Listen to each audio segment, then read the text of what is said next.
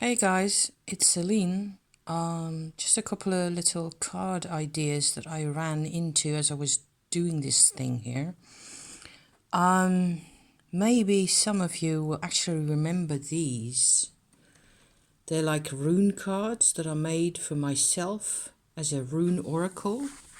The little bag looks like so. It's got mushrooms on them. I always feel very strongly that working with runes is something I want to do in autumn and winter myself. It's like a really funny, I get the Yayy card here as a first one to show you, apart from the spread that is.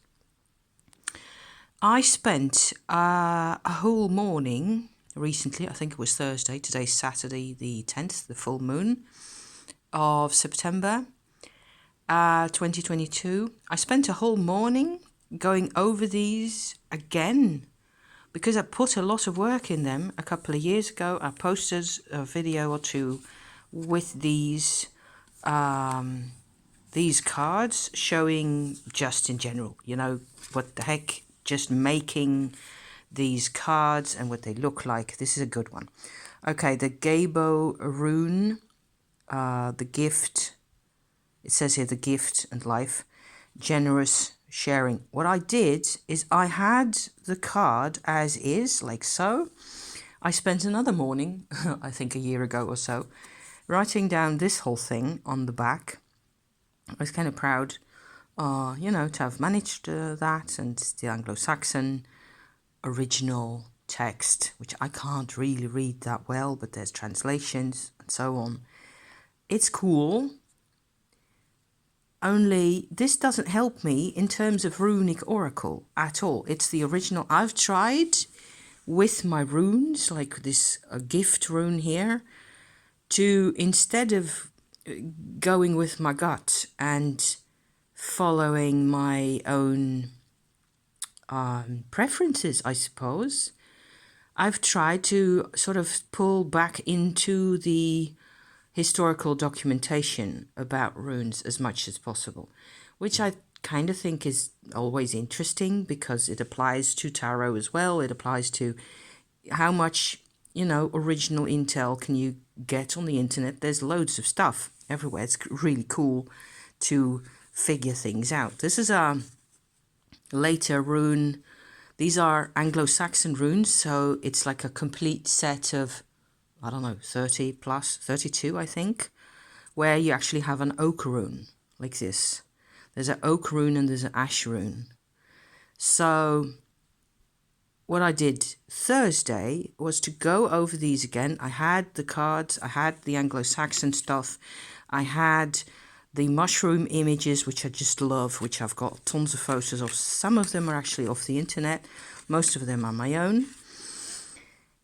And there's another Anglo-Saxon one there where I finally decided to put a ton of keywords on each card, just straight away, and make them more my own. Make them, instead of them, the runes belonging to history, which is what I felt like, these cards, this is just a sort of a category, this is my own approach to runes now, I think. I've always felt, because I felt that the runes belonged to history much more than to me, I have had a really tough time using them as an oracle. Not because I don't know what they mean so much, as to the extent that it's possible historically to determine what they mean. I mean, this is an easy one, the Odal rune. It has to do with inheritance or, things in the attic, it says here. Old possessions, things like that. That's fairly easy to interpret. You can always interpret this one.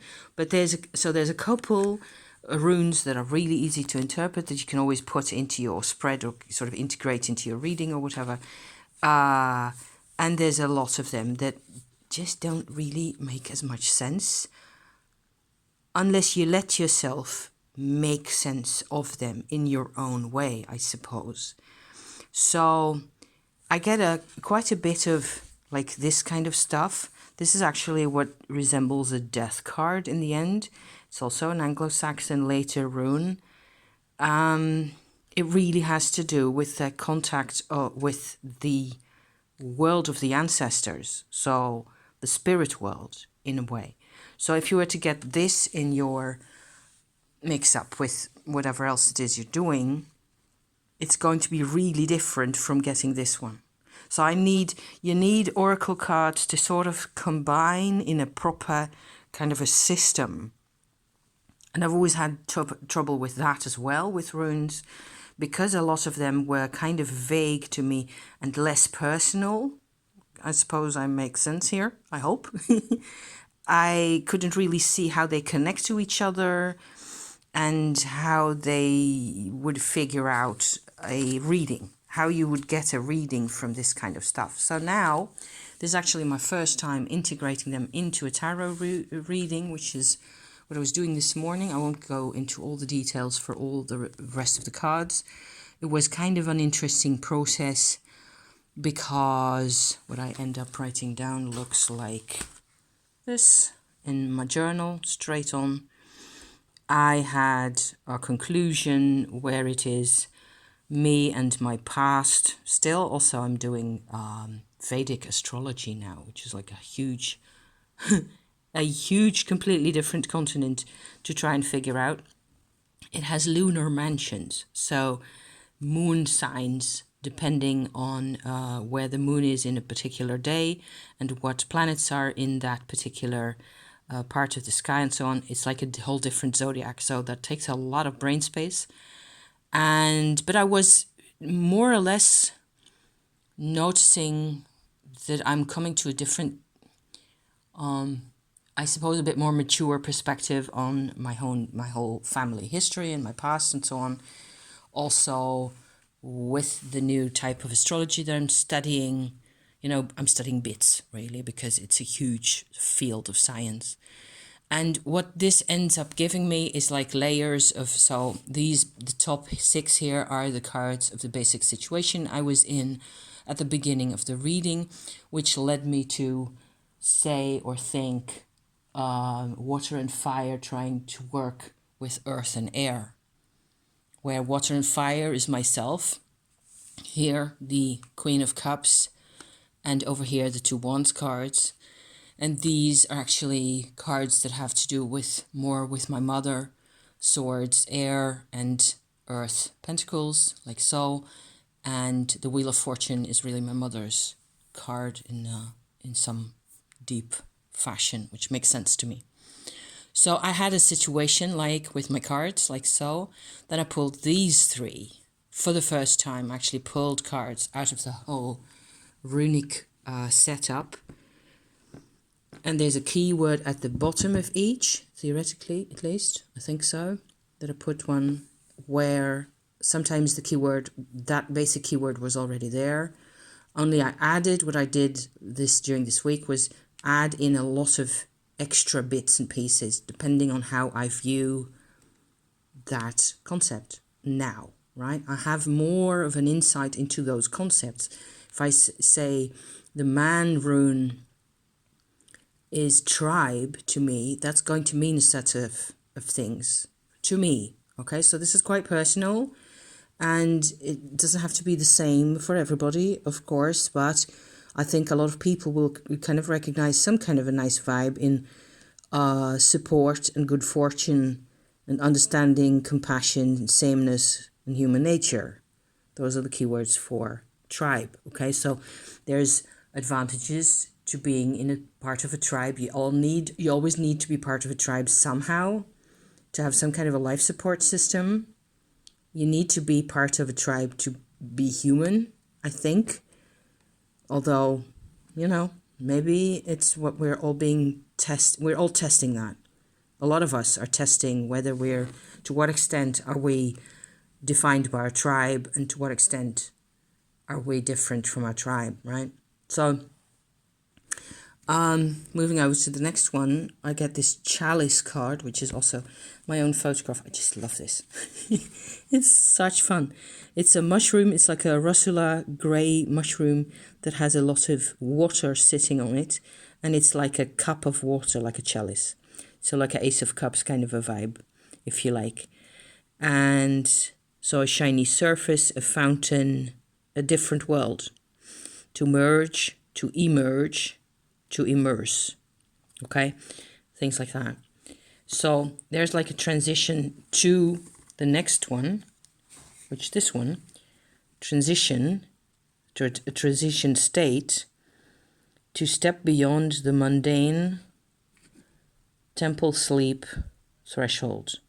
So each time I used photographs of mushrooms as much as possible, my own photographs, to sort of accompany the rune itself, and to the extent that we have a concept, because this rune actually doesn't have any Anglo-Saxon or other intel given from the past, so you have to make something up, or I don't know, it has to connect in with whatever else it is that you got, right? So I kind of like this. What the setup of 3 here gives me is that I need to go from this set of 6 cards, I need to go deeper, okay? So I ended up pulling 4 more Thoth cards, getting the 8 of Swords, the Star, and these 2.